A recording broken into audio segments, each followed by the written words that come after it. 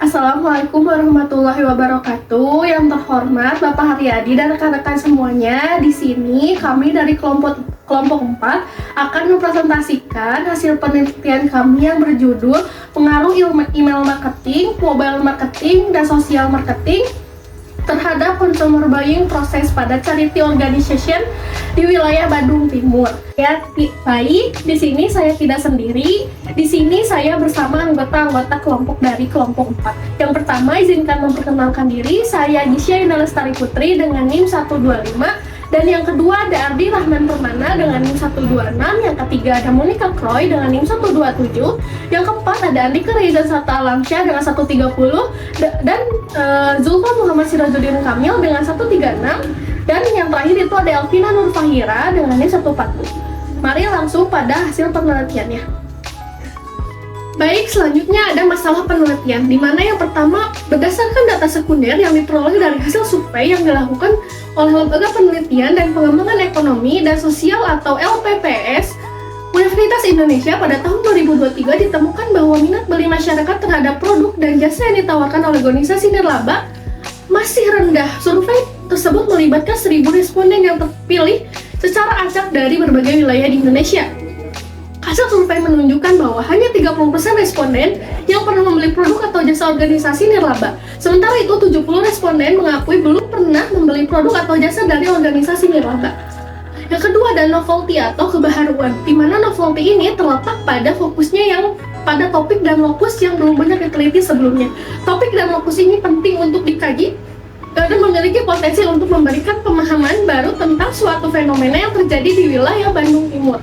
Yang terakhir itu ada keterbatasan penelitian. Keterbatasan penelitian ini terletak pada sampel yang terbatas. Sampel yang terbatas ini juga menyebabkan hasil penelitian tidak dapat digeneralisasikan ke populasi yang lebih luas.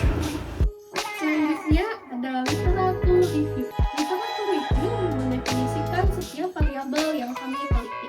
Yang pertama ada email marketing. Merupakan kegiatan pemasaran dengan cara mengirimkan newsletter secara reguler ke calon konsumen.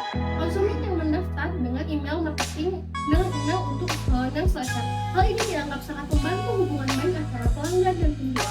Yang kedua ada mobile marketing. Mobile marketing adalah suatu proses di mana aktivitas jual beli dapat dilakukan melalui telepon genggam dan melalui internet. Menurut Kalufi et al. 2019, Mobile Marketing Association mendefinisikan marketing sebagai the use of wireless media as integrated content delivery and direct response vehicle within and across. Hal tersebut dapat diartikan bahwasanya mobile marketing bukan hanya media penyampaian pesan saja, tetapi juga sebagai media yang memiliki satu kesatuan dengan perangkat komunikasi pemasaran lainnya dan bersifat dua arah. Baik, selanjutnya akan dilanjutkan oleh rekan saya. Baik, izin melanjutkan pemaparan dari rekan saya. Izinkan saya Ardi Rahman Permana melanjutkan pemaparannya, yang dimana saya akan menjelaskan variabel sosial media, yang dimana sosial media ini bukan hanya sosial media saja, tetapi sosial media marketing, atau saya sebut digital marketing ya. Oke, menurut Ahad 2014 yang saya baca, pemasaran media sosial itu sebagai bentuk strategi yang dimana pelanggan terhubung dengan pelanggan lain dan berdiskusi tentang apa yang mereka tangkap atau apa yang mereka peroleh dari iklan tersebut. Baik, selanjutnya di sini ada consumer buying, yang dimana 5 langkah proses keputusan konsumen meliputi adanya masalah, pencarian informasi, evaluasi alternatif, pembelian, dan perilaku konsumen pasca pembelian. Izinkan saya untuk memberikan contoh yang mungkin Bapak Haryadi pernah berikan di kelas. Contohnya, jadi sebelum membeli itu pasti kita ada suatu problem atau masalah, teman-teman. Jadi nggak mungkin kita membeli sesuatu tanpa masalah, enggak juga. Ya mungkin saja iklan ya. Dan dimana pastinya ada masalahnya apa sih? Misalnya HP saya rusak atau laptop saya rusak. Oh, saya harus mencari informasi dulu terlebih dahulu. Apakah saya butuhnya HP atau laptopnya seperti apa? Nah, di situ masuklah pencarian informasi teman-teman. Dan selanjutnya ada evaluasi alternatif yang dimana saya bakal membandingkan. Misalnya antara brand satu dan brand yang lain. Saya tidak akan menyebut brandnya, namun di situ akan terjadi namanya evaluasi alternatif. Mana yang kita ambil? Dan selanjutnya ada pembelian-pembelian yang dimana kita perlu nggak sih kita tuh membeli sesuatu ini gitu ya, dan perlu nggak sih kita pilih yang ini gitu ya. Dan selanjutnya adalah pembelian yang terjadi, dan setelah pembelian ya pasti ada perilaku pasca pembelian.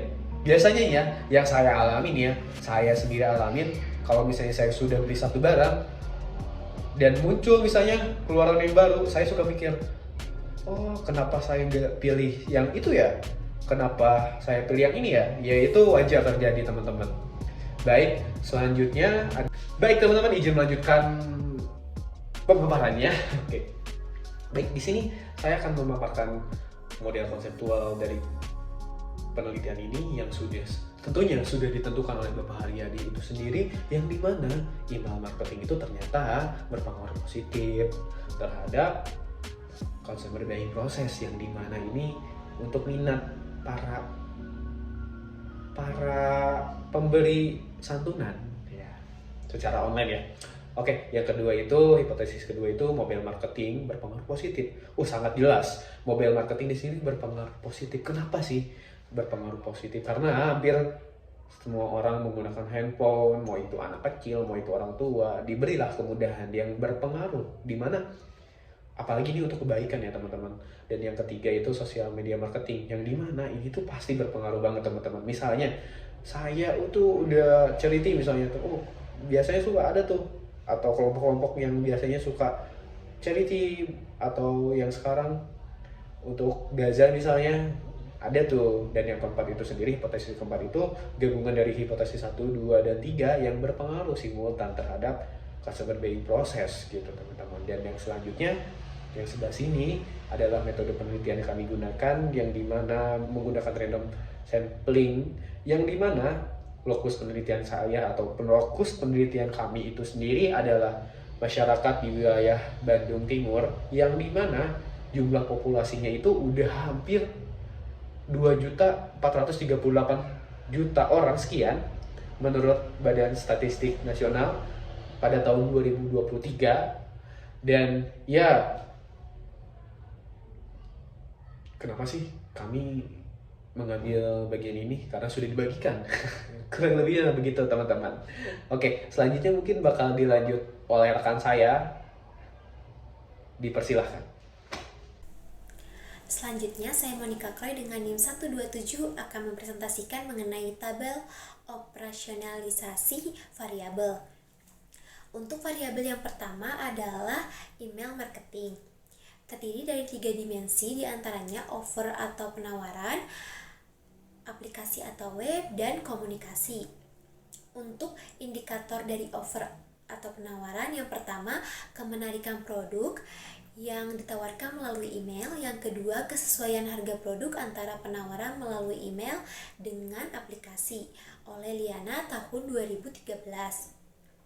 Untuk indikator dari dimensi kedua aplikasi atau web, yang pertama daya tarik aplikasi atau web, yang kedua kesesuaian produk yang ditawarkan aplikasi atau web dengan kondisi yang ada, yang ketiga kelengkapan informasi produk di aplikasi, dan yang keempat kemudahan dalam mengakses informasi dalam aplikasi oleh Liana tahun 2013. Selanjutnya untuk dimensi ketiga komunikasi, indikatornya yang pertama kesesuaian isi email atau web dengan kenyataan yang didapat, yang kedua kemudahan yang dikomunikasikan pihak perusahaan dalam memahami informasi di dalam email atau web oleh Liana tahun 2013. Selanjutnya variabel kedua mobile marketing. Yang pertama indikatornya menariknya iklan yang disampaikan melalui smartphone, yang kedua kemenarikan dari promosi melalui smartphone. Yang ketiga, kelihayan pihak marketing e-commerce dalam melayani konsumen. Yang keempat, ketanggapan customer service dalam menangani keluhan konsumen oleh Shop dan Swarsi tahun 2022. Selanjutnya, variabel ketiga, sosial media marketing, terdiri dari 5 indikator. Yang pertama, manfaat sosial media yang dapat memberikan kemudahan bagi individu. Yang kedua, kemudahan mencari informasi produk di sosial media. Yang ketiga, keakuratan sosial media dalam memberikan informasi produk. Yang keempat, keefisienan iklan produk di sosial media. Dan yang kelima, kemampuan pihak marketing dalam mempengaruhi keputusan pembelian oleh Putra et al. Tahun 2021. Variabel yang terakhir, consumer buying process, terdiri dari 4 dimensi. Yang pertama, transaksional, kedua, referensial, yang ketiga, preferensial, dan yang keempat, eksploratif. Untuk indikatornya, yang pertama, keinginan untuk membeli produk. Yang kedua, keinginan untuk mereferensikan produk kepada orang lain. Yang ketiga, keinginan untuk menjadikan lembaga nirlaba sebagai pilihan utama dalam membeli produk. Dan yang keempat, keinginan untuk mencari informasi lebih lengkap mengenai produk pada lembaga nirlaba oleh Ferdinand tahun 2002. Selanjutnya adalah hasil penelitian. Profil responden berdasarkan usia. Responden penelitian ini sebagian besar berusia muda dengan kelompok usia 17 sampai 25 tahun, menyumbang 79,3% dari total responden. Kelompok usia 26 sampai 35 tahun menyumbang 13,4% dari total responden, dan untuk responden yang berusia 36 sampai 45 tahun, 45 tahun sampai 55 tahun, dan lebih dari 55 tahun sama-sama menyumbang 2,4% dari total responden. Berdasarkan domisili, responden penelitian ini adalah 100% responden yang tinggal di wilayah Bandung Timur. Untuk yang ketiga adalah berdasarkan pekerjaan. Berdasarkan penelitian, dalam diagram lingkaran, 52,4% adalah responden mahasiswa. Untuk 9,8% adalah pelajar, 12,2% adalah responden yang bekerja sebagai pegawai swasta, dan untuk kelompok pekerja lainnya sebesar 14,6%. Yang keempat, berdasarkan penghasilan.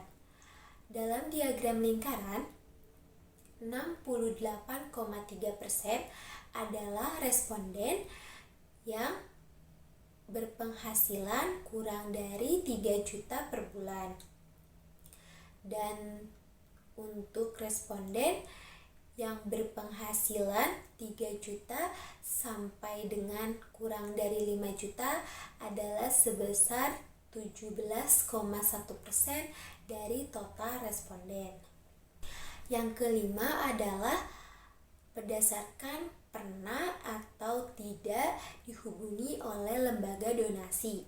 Berdasarkan penelitian, sebesar 72% responden dalam penelitian ini pernah dihubungi oleh lembaga donasi baik via email, handphone, maupun via media sosial. Sisanya 28% responden tidak pernah dihubungi oleh lembaga donasi baik via email, handphone, maupun via media sosial. Yang keenam adalah lembaga yang menghubungi. Sebesar 29,6% responden dalam penelitian ini sering dihubungi oleh lembaga donasi kitabisa.com. Sebesar 9,9% dihubungi oleh lembaga donasi rumah yatim, dan 39,5% dihubungi oleh lembaga donasi lainnya.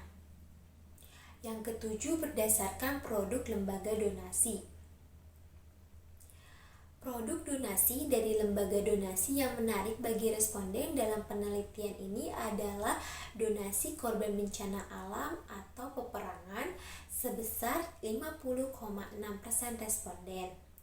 14,8% adalah donasi sodako dan 30,9% adalah produk donasi lainnya. Berdasarkan sosial media, mayoritas responden dalam penelitian ini sebesar 43,9% sering menggunakan media sosial Instagram, 31,7% sering menggunakan media sosial TikTok, dan 8,5% responden menggunakan media sosial Facebook. Sekian dari saya, terima kasih. Baik, selanjutnya di sini ada hasil penelitian. Yang pertama ada uji validitas. Uji validitas variabel X1 dari X1.1 sampai X1.8, nilai signifikannya kurang dari 0,05 dengan keterangan valid. Terus yang kedua di sini ada uji validitas variabel X2 dari X2.1 sampai X2.4 dengan nilai signifikan kurang dari 0,05 dengan keterangan valid. Baik, lalu di sini ada hasil penelitian. Uji validitas, masih uji validitas variabel X3 dari X3.1 sampai X3.5 memiliki nilai signifikan kurang dari 0,05 dengan keterangan valid.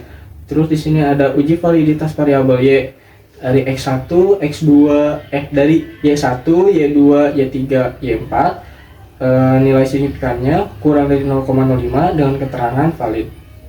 Terus selanjutnya di sini ada hasil penelitian uji reliabilitas. Nilai Cronbach alpha untuk X3 sebesar 0,583 kurang dari 0,6, artinya tidak reliable. Terus yang terakhir di sini ada nilai Cronbach alpha untuk Y sebesar 0,110 kurang dari 0,6, artinya tidak reliable. Baik, selanjutnya di sini ada hasil penelitian uji reliabilitas. Yang pertama itu ada nilai Cronbach alpha untuk X1 sebesar 0,540 kurang dari 0,6, artinya tidak reliable. Terus yang kedua di sini nilai Cronbach alpha untuk X2 sebesar negatif 0,088 kurang dari 0,6, artinya tidak reliable. Baik, di sini untuk yang selanjutnya saya akan menjelaskan pada uji normalitas data, yang mana diketahui nilai probability dari Jerquebera sebesar 0,6780, yang mana lebih besar dari 0,05, yang artinya bahwa data tersebut berdistribusi normal. Kemudian dari uji multikolonialitas diketahui nilai VIF variabel independence besar 1,190 X1, 1,212 X2, 1,065 X3 lebih kecil dari 10,00, maka dapat disimpulkan bahwa uji multikolonialitas sudah terpenuhi atau juga bisa dibilang lolos uji multikolonialitas. Lalu uji heteroskedastisitas diketahui nilai probability of square sebesar 0,4750, yang mana lebih besar dari 0,05, maka dapat disimpulkan bahwa uji heteroskedastisitas sudah terpenuhi atau lolos uji dari heteroskedastisitas. Selanjutnya ada uji hipotesis. Untuk uji T, hipotesisnya adalah yang pertama untuk email marketing, untuk H0-nya adalah beta 1 sama dengan 0, yang mana email marketing tidak mempengaruhi consumer buying process. Untuk H1-nya beta 1 tidak sama dengan 0, yang mana email marketing berpengaruh positif terhadap consumer buying process. Kesimpulannya, karena p-value sebesar 0,0079 atau kurang dari 0,05, maka H0 diterima, yang artinya terdapat pengaruh positif dan juga signifikan dari email marketing terhadap consumer buying process pada level signifikansi 5%. Untuk mobile marketing, H0 beta 2 sama dengan 0, yang mana mobile marketing tidak mempengaruhi consumer buying process. Untuk H1-nya beta 2 tidak sama dengan 0, yang mana mobile marketing berpengaruh positif terhadap consumer buying process. Kesimpulannya, karena p-value sebesar 0,4877 lebih dari 0,5, maka H0 diterima, yang artinya tidak terdapat pengaruh positif dan signifikan mobile marketing terhadap consumer buying process pada level signifikansi 5%. Untuk yang terakhir dari sosial media marketing, untuk H0 B3 sama dengan 0, yang mana sosial media marketing tidak mempengaruhi consumer buying process, dan juga untuk H1-nya B3 tidak sama dengan 0, yang mana sosial media marketing berpengaruh positif terhadap consumer buying process. Untuk kesimpulannya, dari p-value yang didapatkan sebesar 0,0759 lebih besar dari 0,05, maka H0 diterima, yang artinya tidak terdapat pengaruh positif dan juga signifikan sosial media marketing terhadap consumer buying process pada level signifikansi 5%. Sekian dari saya. Terima kasih. Baik, terima kasih kepada moderator. Selanjutnya, hasil penelitian uji hipotesis, yaitu uji F atau one-tal. Hipotesisnya H0 sama dengan beta 1 sama dengan beta 2 sama dengan beta 3 sama dengan 0, maka email marketing, mobile marketing, dan sosial media marketing tidak berpengaruh dan signifikan terhadap customer buying process. H1 sama dengan beta 1 tidak sama dengan beta 2, tidak sama dengan beta 3, tidak sama dengan 0, maka email marketing, mobile marketing, dan sosial media marketing berpengaruh positif dan signifikan terhadap customer buying process. Jadi kesimpulannya, karena probabilitas F statistik sebesar 0,0526 lebih besar dari 0,05, maka H0 diterima. Artinya tidak terdapat pengaruh positif dan signifikan email marketing, mobile marketing, dan sosial media marketing terhadap customer buying process pada level signifikan 5%. Kesimpulan, berdasarkan hasil penelitian yang dilakukan di wilayah Bandung Timur, dapat disimpulkan bahwa hipotesis 1 ditolak. Artinya, terdapat pengaruh email marketing terhadap customer buying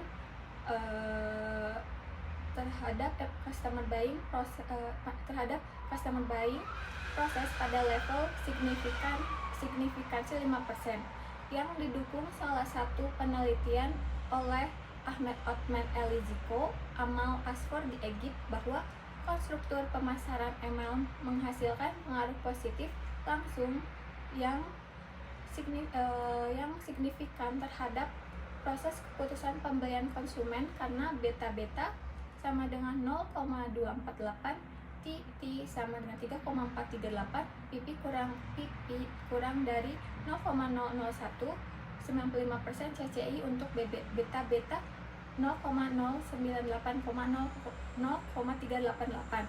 Akibatnya, hipotesis pertama dikonfirmasi, namun berbanding terbalik dengan hipotesis 2 dan hipotesis 3, bahwa hipotesis tersebut H0 diterima. Artinya, kedua hipotesis tersebut tidak berpengaruh positif dan signifikan antara mobile marketing dan sosial media marketing terhadap customer buying process.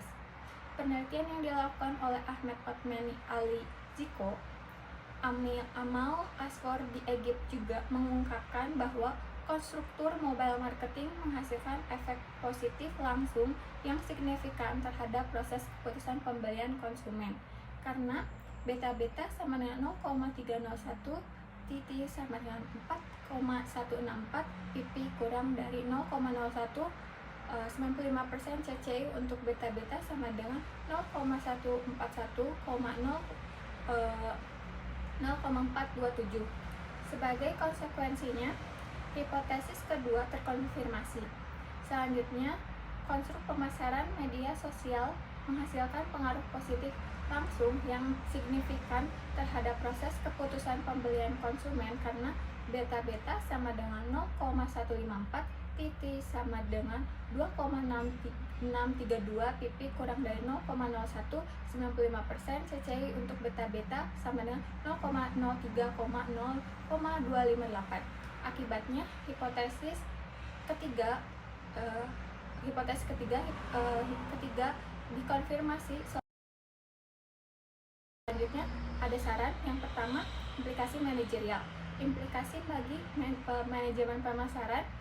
Manajer pemasaran penting memahami pelanggan digital dan kebiasaan pembelian mereka yang berubah, serta perlunya layanan pelanggan yang efektif dan fleksibilitas dalam strategi pemasaran. Manajer pemasaran perlu mengetahui siapa pelanggan digital mereka sebagai pembeli dan bagaimana perilaku mereka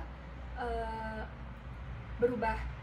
Pelanggan ini memiliki banyak kualitas yang berbeda dan kebiasaan membeli mereka telah berubah menjadi digital. Keputusan pasca pembelian akan mengubah bisnis dengan cara mengubah pelanggan menjadi pelanggan setia yang tetap bertahan dengan merek. Yang kedua, ada implikasi ilmiah. Yang pertama, email marketing. Email marketing dapat mempengaruhi keputusan pembelian konsumen dengan meningkatkan kesadaran merek, memberikan informasi produk, dan mendorong promosi. Yang kedua ada media sosial. Media sosial marketing. Yang kedua ada media sosial marketing dapat mempengaruhi keputusan pembelian konsumen dengan meningkatkan kesadaran merek, membangun kepercayaan, dan mendorong rekomendasi. Yang ketiga ada mobile marketing. Mobile marketing dapat mempengaruhi keputusan pembelian konsumen dengan meningkatkan kemudahan pengguna, meningkatkan visibilitas merek, dan mendorong pembelian inklusif. Sekian dari saya kembalikan kepada moderator. Baik, sekian presentasi dari kelompok 4. Mohon maaf bila ada kata yang kurang berkenan. Wabillahi taufiq wal hidayah. Wassalamualaikum warahmatullahi wabarakatuh.